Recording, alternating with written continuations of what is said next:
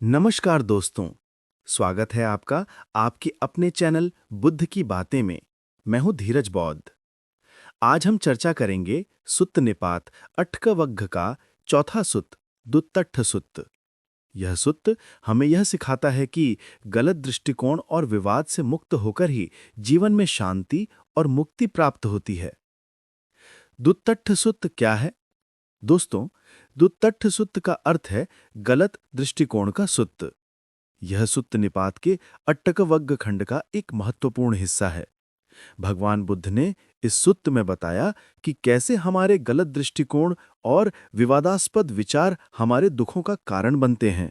इस सुत्त में भगवान बुद्ध कहते हैं, यो निंद्यम पुच्छति अन्यमन्यम ततो विमुक्तो न हि तस्य होति, सो न निंदति न चपि प्रशंसति न हि तस्य संत्या उपेति किंची। हिंदी अर्थ: जो दूसरों से उलझकर निंदा प्रशंसा में नहीं पड़ता वही मुक्त कहलाता है। न वो निंदा करता है न प्रशंसा करता है, वह शांत और निर्विकल्प रहता है। न तस्य होति समणो न ब्राह्मणो नहीं सो उपेति परम मुखानी आसन स्माणो नहीं तस्य अट्ठी सब्बेषु धम्मेषु नपि हि सज्जति।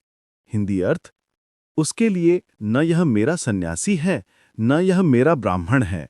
वह किसी भी पक्षपात में नहीं पड़ता, उसमें कोई आकांक्षा नहीं होती और वह किसी भी विचार या मत में नहीं उलझता। ये केचि में समण ब्राह्मणा मंजंती ते धम्मयम वदंती सोना उपेति परमुखानी सभ्येषु धम्मेषु नपि ही सज्जति। हिंदी अर्थ: सन्यासी और ब्राह्मण अपने अपने मत को सत्य मानते हैं, लेकिन ज्ञानी किसी मत में नहीं अटकता न किसी विचार में फंसता है। ये केचि में समण ब्राह्मणा मंजंती ते धम्मयम वदंती सो न विवदति समण ब्राह्मणे ही नहीं सो लोके उपेति किंची। हिंदी अर्थ: वे सन्यासी और ब्राह्मण कहते हैं यही धर्म है, लेकिन ज्ञानी उनसे विवाद नहीं करता, क्योंकि वह जानता है इस लोक में कोई भी मत अंतिम सत्य नहीं है। दोस्तों, एक बार कई साधु ब्राह्मण आपस में बहस कर रहे थे। कोई कहता आत्मा है, कोई कहता आत्मा नहीं है, कोई कहता यह सत्य है, कोई कहता यह असत्य है। बुद्ध वहां पहुंचे और बोले, जिस तरह अंधे लोग हाथी को छूकर अलग अलग रूप बताते हैं, वैसे ही तुम सत्य का संपूर्ण स्वरूप देखे बिना झगड़ रहे हो। उन्होंने समझाया, विवाद और झगड़ा हमेशा अहंकार और दृष्टि मोह से पैदा होता है। सच्चा साधक किसी मत या धारण में फंसता ही नहीं।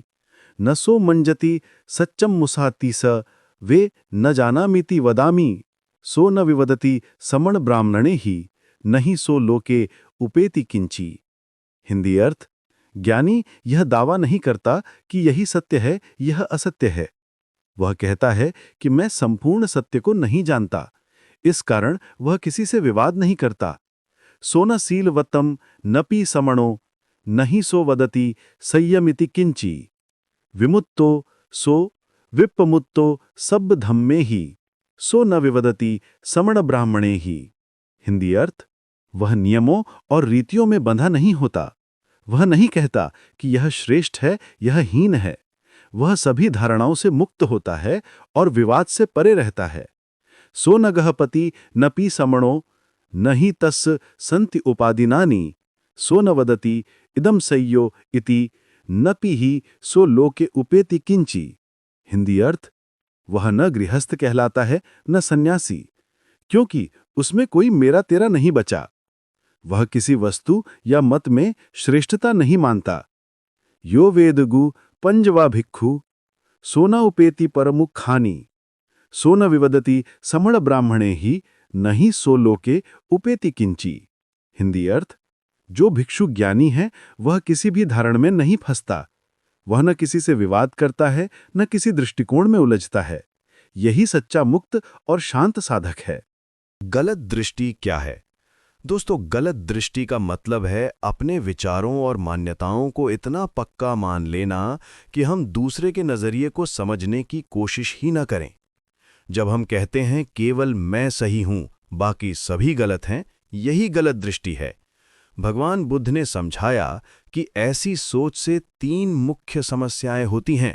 पहली समस्या अहंकार बढ़ता है, हम दूसरों को छोटा समझने लगते हैं। दूसरी समस्या रिश्ते खराब होते हैं, परिवार और दोस्तों से झगड़े होते हैं।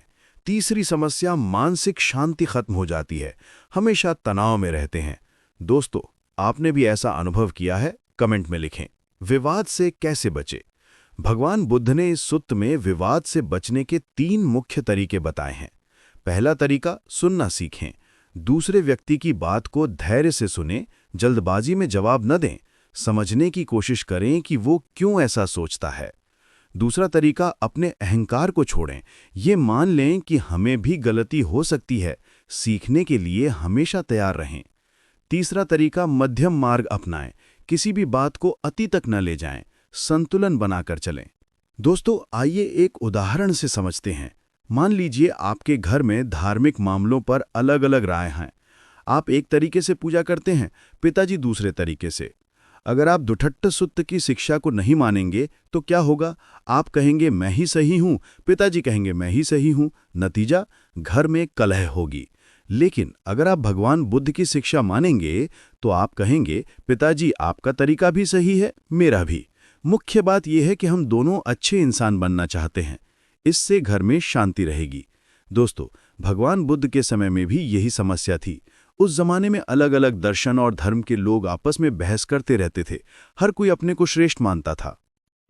भगवान बुद्ध ने देखा कि इन विवादों से सिर्फ दुख बढ़ रहा है, इसीलिए उन्होंने दुठट्ट सुत्त की शिक्षा दी।